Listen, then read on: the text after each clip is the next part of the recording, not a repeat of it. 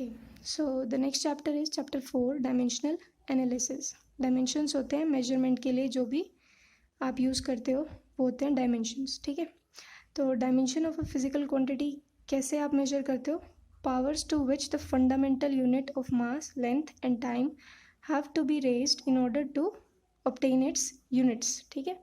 जैसे कि एरिया की यूनिट क्या होती है, आप देखोगे लेंथ इंटू लेंथ। एरिया क्या होता है, ये आपका कोई बॉक्स है, तो अगर मैंने देखा कि यहाँ पर लेंथ है और यहाँ पर ब्रेथ है, ये लेंथ है और ये ब्रेथ है, तो एरिया क्या होता है, लेंथ इंटू ब्रेथ, ठीक है ना। अब लेंथ भी मेजर आपकी मीटर में होती है और ब्रेथ भी आपकी मीटर में होती है, जो कि किसकी यूनिट है, लेंथ की।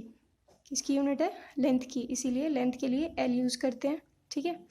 तो एल इंटू एल, जिसका मतलब हुआ एल स्क्वायर।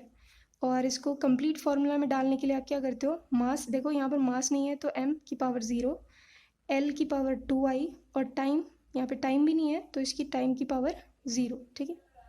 तीनों डायमेंशंस का आप पावर रेज करोगे तभी आपका वो टोटल डायमेंशनल फार्मूला बनेगा, ठीक है। जनरली क्या होता है, कोई भी फिजिकल क्वांटिटी को आप उसके डायमेंशन के साथ लिखोगे तो वो होता है डायमेंशनल इक्वेशन, ठीक है। ये पूरी क्या है, डायमेंशनल इक्वेशन, जिसमें आप मास, लेंथ और टाइम की पावर को रेज करते हो अकॉर्डिंग आपकी जो भी फिजिकल क्वांटिटी है, ठीक है। नेक्स्ट टॉपिक है इसमें different types of variables and constants. पहला है इसमें डायमेंशनल वेरिएबल्स। डायमेंशनल वेरिएबल्स जो quantities like area, velocity, force, ये सारी होती है, इनके पास डायमेंशन होता है और ये कांस्टेंट नहीं होती, ठीक है।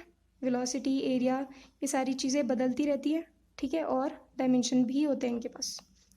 डायमेंशन यानी कि एरिया की यूनिट होती है, क्या होती है, अभी देखिए हमने एल स्क्वायर या फिर मीटर स्क्वायर कहेंगे, ठीक है। वेलोसिटी की मीटर पर सेकेंड होती है, सबके पास डायमेंशन है और कांस्टेंट नहीं होती हैं ये चीज़ें, ठीक है ना। अलग अलग केसेस के लिए अलग अलग वैल्यूज़ होंगी। फिर आता है डायमेंशनल कांस्टेंट्स। अब ये क्वांटिटीज़ हैं जिनके पास डायमेंशन तो होगा लेकिन ये कांस्टेंट वैल्यूज़ होंगी, चाहे कोई भी केस हो, जैसे कि ग्रेविटेशनल कांस्टेंट, प्लैंक्स कांस्टेंट, ये सारे कांस्टेंट्स होते हैं, ठीक है। नेक्स्ट है नॉन डायमेंशनल वेरिएबल्स, जिनके पास कोई डायमेंशन नहीं होता बट कांस्टेंट वैल्यूज़ नहीं होती हैं फिर भी, जैसे कि angle, specific gravity, strain. Angle आपने पढ़ा होगा, ठीक है, इसके भी कोई डायमेंशन नहीं होते, एंगल का कोई डायमेंशन नहीं होता, मीटर, लेंथ और टाइम के हिसाब से आप इसको डिफाइन नहीं कर सकते ना। तो एंगल क्या है, डायमेंशन लेस क्वांटिटी है, और क्या है ये, इसकी वैल्यू चेंज करती है फिर भी, अलग अलग केसेस के लिए अलग अलग एंगल्स होते हैं ना। तो ये क्या है, नॉन डायमेंशनल वेरिएबल। फिर आता है नॉन डायमेंशनल कॉन्स्टेंट्स। अब इतना करके आप समझ ही गए होंगे, नॉन डायमेंशनल कांस्टेंट मतलब जिनके पास डायमेंशन तो नहीं है लेकिन वो कांस्टेंट्स हैं, जैसे कि पाई ना, इसके पास डायमेंशन होता है लेकिन ये कांस्टेंट होता है और कहीं भी बदलता नहीं है, ठीक है। उसके अलावा ट्रिग्नोमेट्रिकल फंक्शंस सारे क्या होते हैं, कांस्टेंट्स होते हैं और उनके पास भी डायमेंशन नहीं होते, जैसे कि आपका हो गया cos theta, sine theta, etcetera, ठीक है।